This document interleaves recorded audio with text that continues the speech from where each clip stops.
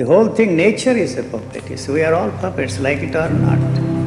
You have no free will, no freedom of action. That's the cause of man's sorrow. You are, you see, a biological being, like it or not. Somewhere along the line, see, I don't even know if there is any such thing as evolution, but we assume and presume that there is. The human species experienced for the first time this is self-consciousness. When I use the word self-consciousness, I don't mean in the sense in which you all use the self, that there is an entity, center, self. It is just like, the self-starter in the car. So he felt and experienced for the first time the separateness from, the nature around him, the life around him.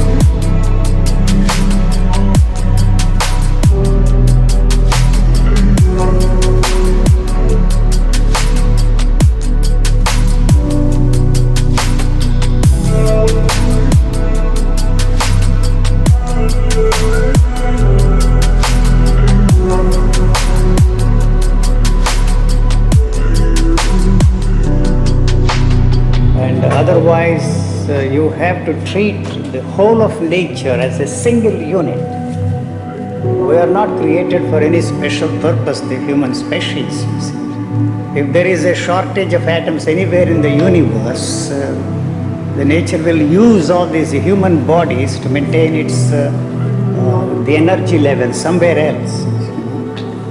But unfortunately, the culture, the society, whatever you want to call it, superimposed on it what we call thinking.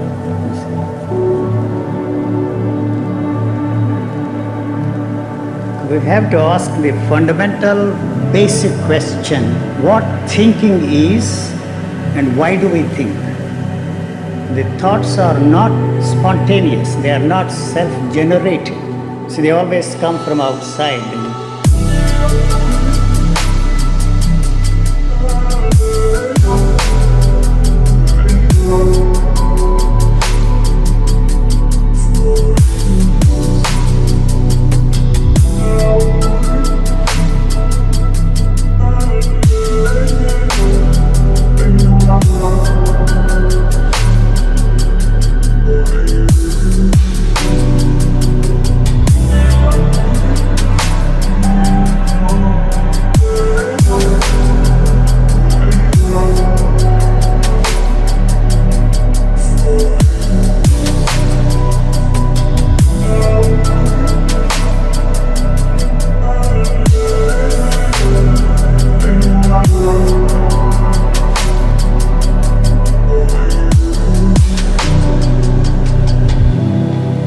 It's not that I have a special insight into the human brain, but from what has happened to me, what I have stumbled into, made it possible for me to realize that the human brain is just a reactor and a converter and not a creator.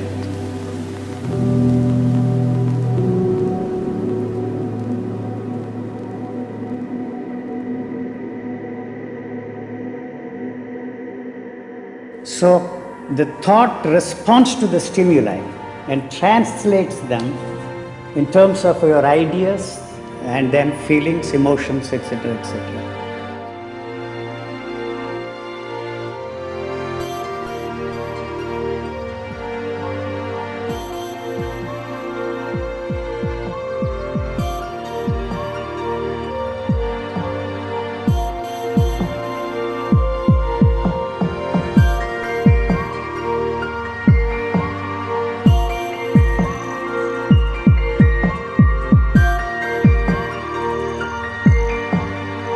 So it is a a unitary movement. You can never separate yourself from the totality of things around you.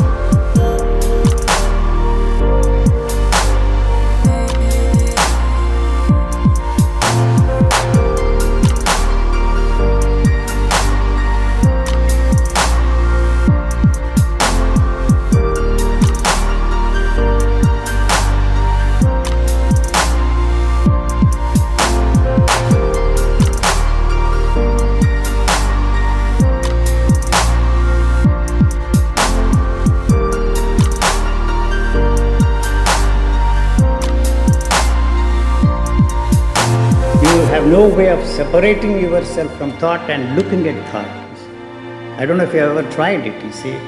So, can you separate yourself from your thought and look at it? You see, the very question that we are asking is absurd because we assume and presume that there are thoughts and that we can separate ourselves from thought and look at it. Why the hell do you want to indulge in such a frivolity?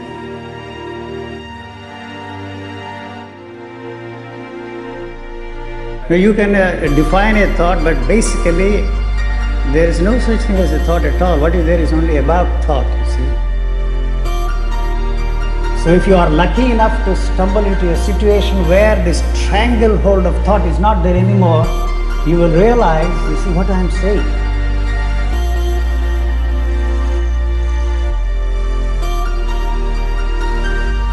It's not an experience. It's not part of my experience in structure.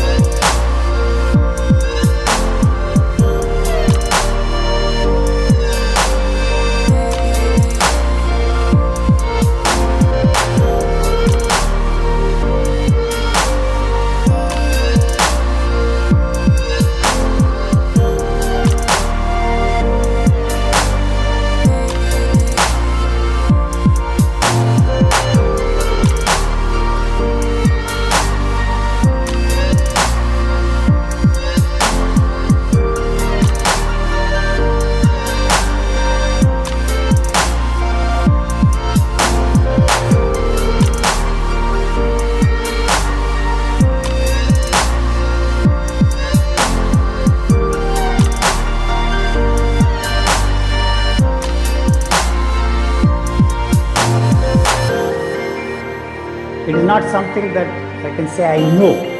You see, there is another kind of a knowing, if I may use that word. Just the way, you see, the body knows that it is functioning. But you and I know the function of the body in a different way, and that too is through the help of the knowledge that is given to us by the doctors who have observed certain things. And the heart does not know that it is pumping blood. Body does not know that it is alive. The body does not know that it is dead. It has no way of experiencing those two things. And what separates you from the totality of things, the nature, whatever you want to call it, is the thought.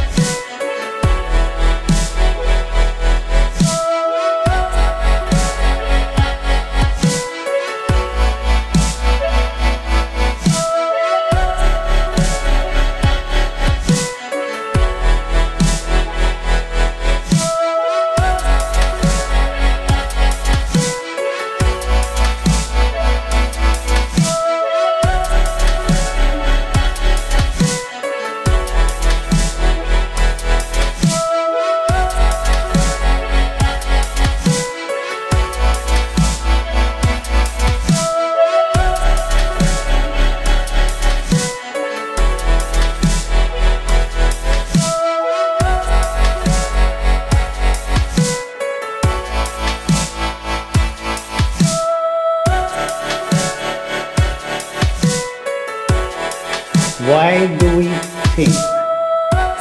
See, why do we think?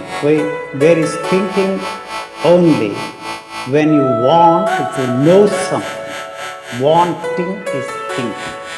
So that's the very beginning. I want to know something about myself. I want to know whether I am alive or dead. You see, that is itself an idiotic question. There is no reason for a living thing to pose that question to itself.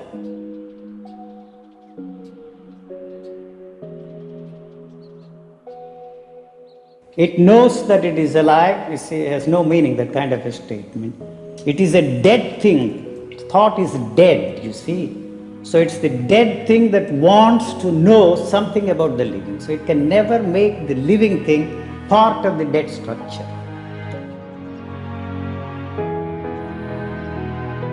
We have been brainwashed to believe that there is some way that you can have a living contact with the thing. You see, there is no way.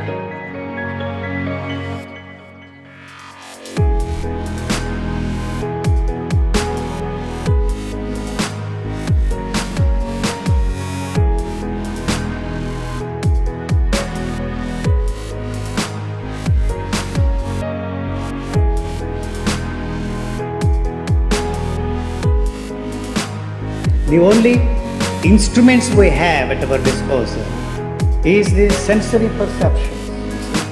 Senses do not tell you anything. The stimulus and response is one unitary movement.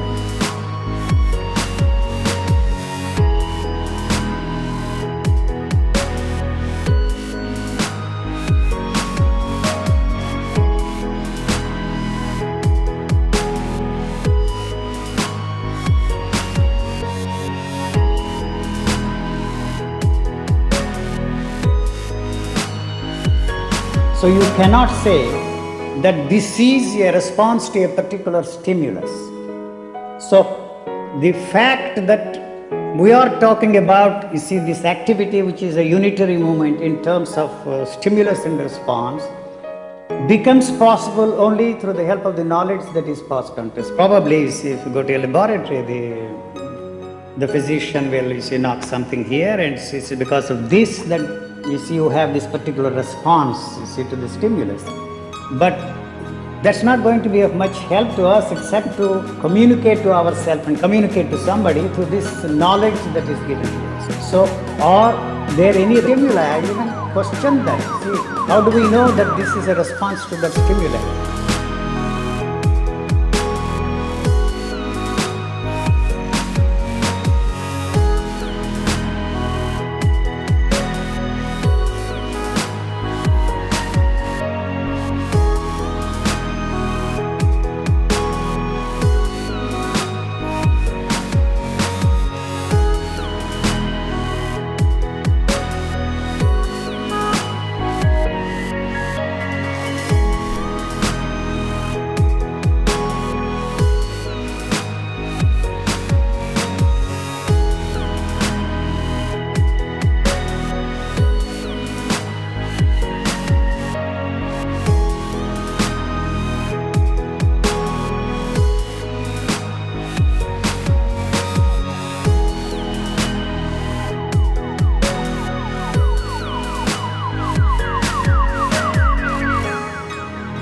The eyes are focused on that. It doesn't say that it is a bright light. You see that this is responding to that light. It is one unitary movement. Whatever is there is reflecting what is there. So to put it this way also is misleading, because you think that I am saying all these things out of the experience I have, which is not the experience that we all experience through the help of this knowledge. I have not captured anything within the framework of this experiencing structure and talking about. This will disappear. Nothing ever is born, nothing ever dies. That's the way the things are functioning.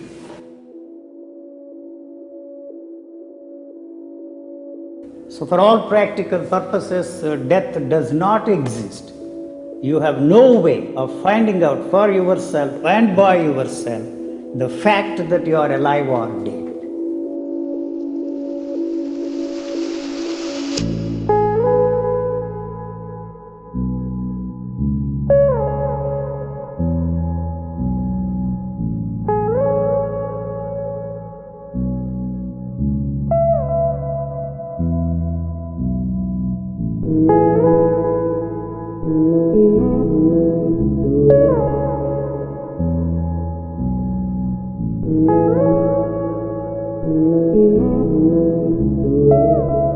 There is no way you can separate yourself from that.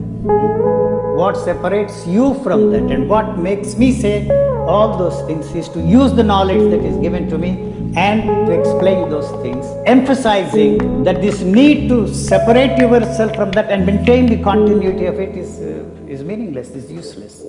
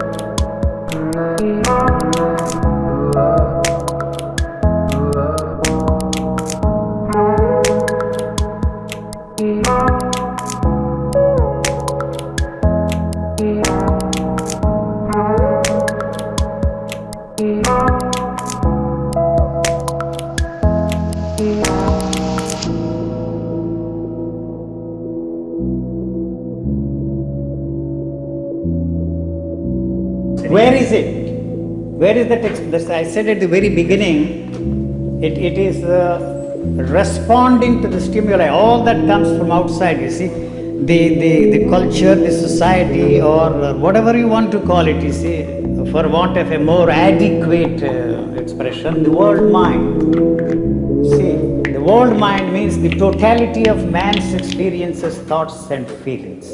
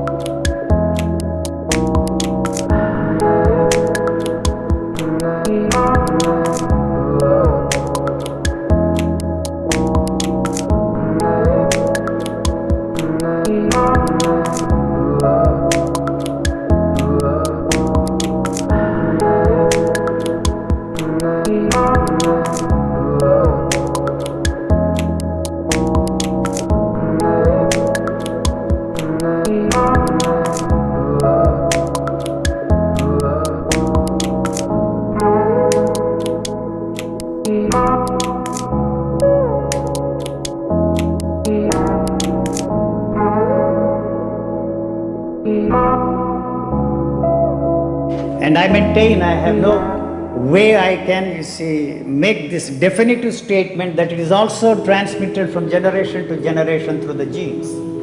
But the world mind I am talking about has created you and me for the sole purpose and main purpose of maintaining its status quo. That's all it is interested in. So without the use of that knowledge, the world mind, you have no way of experiencing your separateness from that. And the very fact that you are alive is also cannot be experienced without the help of that. Your existence as you know yourself, as you experience yourself, is possible only through the help of that.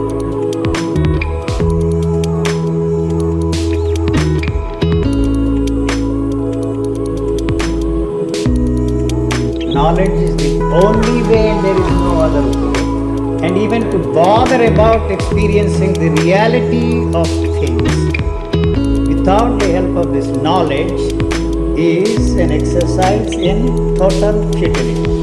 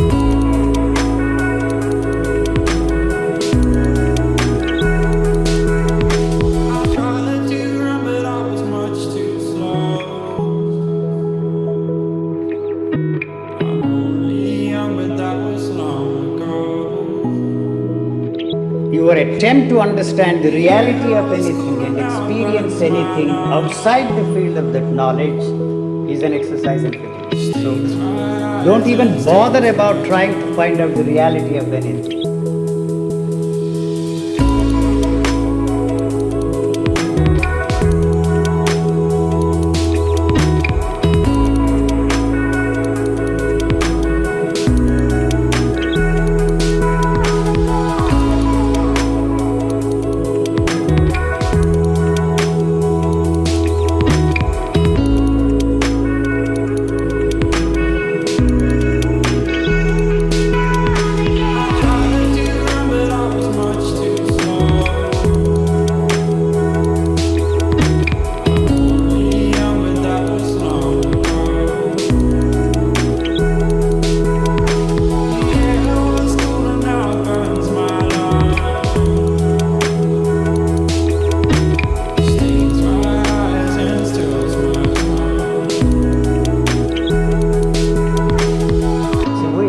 Take it for granted, the reality that is imposed on us by culture. You see, otherwise I have no way of functioning in this world sanely and intelligently. So I accept the reality of the world as it is imposed on me for purposes of communication, but not ask the questions about reality, the ultimate reality, and so on and so forth.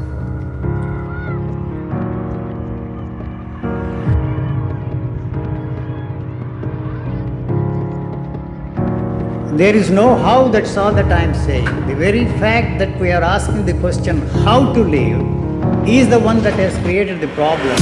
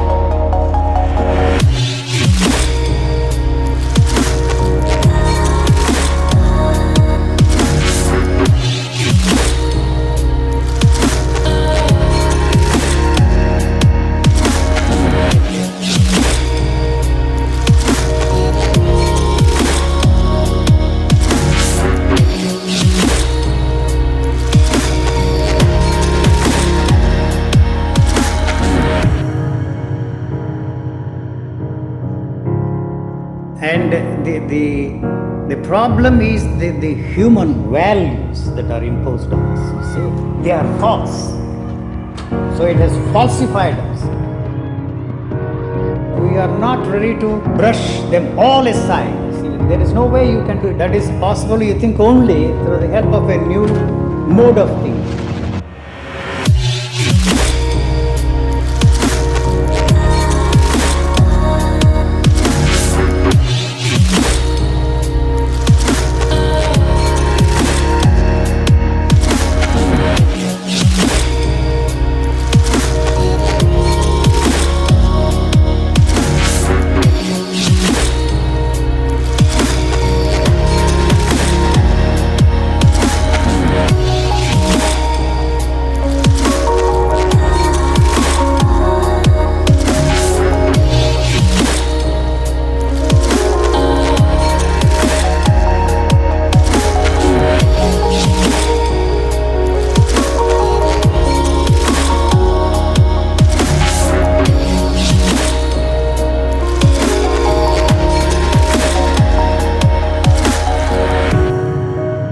not suggesting that there is no other way of thinking, see, other than the way we are thinking.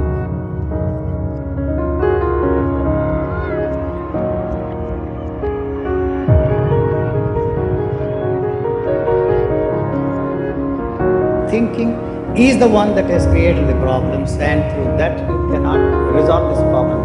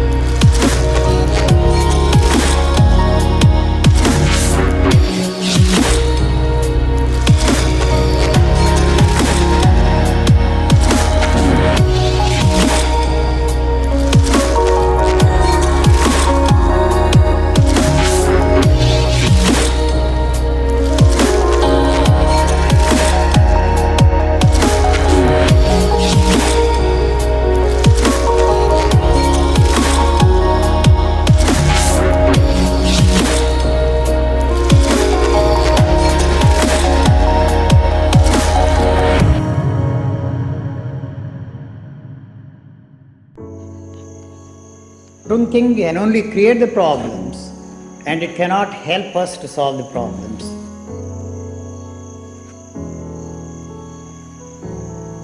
The brain is only a reactor and not a creator.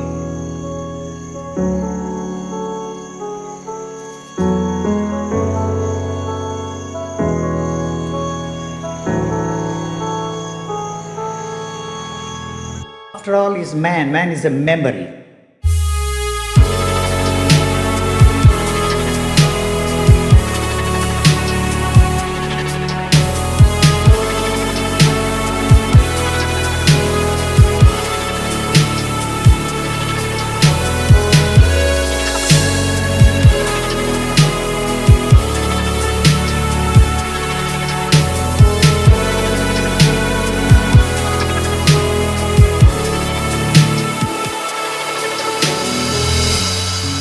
We don't still have the answers for the question, what part these neurons play in memory, and what memory is. The other day I was discussing with a neurosurgeon, and he said, how you have stumbled into this, what you are talking about is something extraordinary, because we have now more or less come to a tentative conclusion that every sense has a different memory, you see. So the eye has a memory of its own somewhere. The listening mechanism has a memory of its own, and there is no such thing as a totality, see, of the memory. And brain is not interested in translating any of those sensations for the purposes of maintaining its status quo.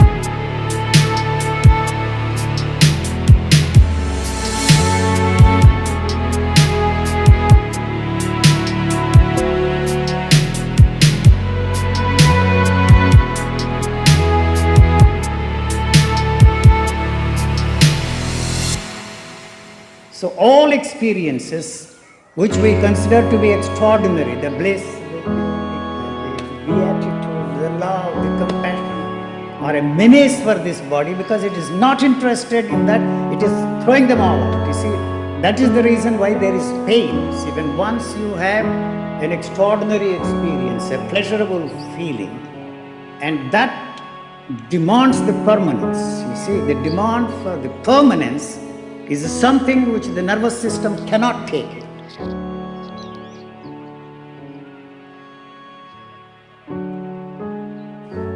So what we call pleasure is pain for the body. As far as the body or its responses are concerned, both are the same, whether it is pleasure or pain. But the moment you translate it into a particular sensation as a pleasurable sensation, the demand to make it last longer goes with it. Everybody, whether he is here or in India or in America, or Australia, God knows, Russia, is only interested in one thing. That is happiness without even one moment of unhappiness. Pleasure without one moment of pain. That's what everybody wants.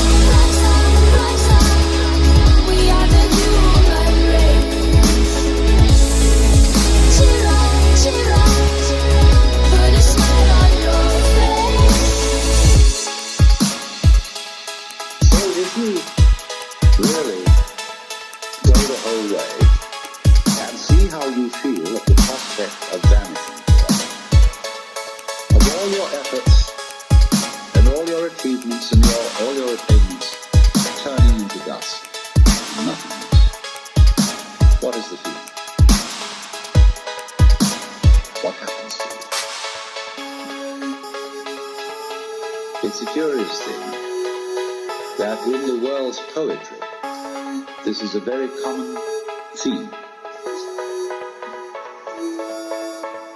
The earthly hope then set their hearts upon turns ashes, or it prospers, and anon, like snow upon the desert's dusty face, lighting a little hour or two, is gone, gone, gone. Something's wrong, but I don't know what.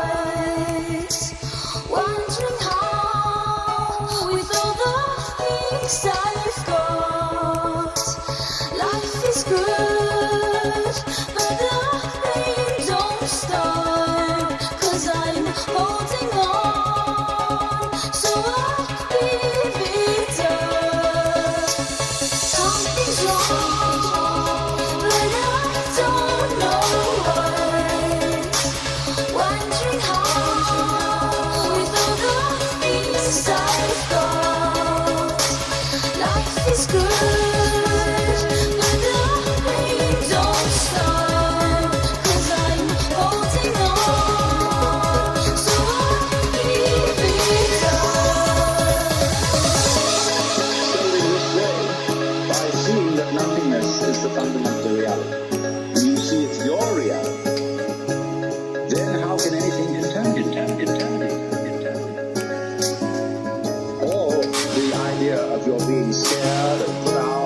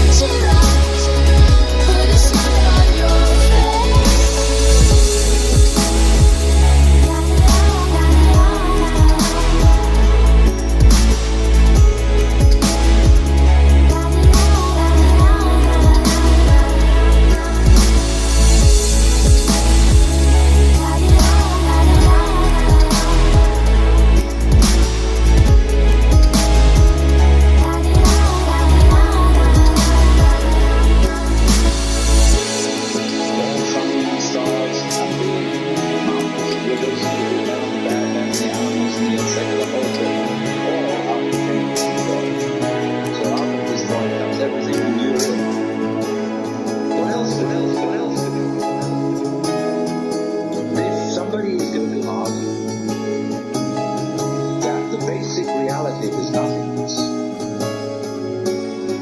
Where does all this come?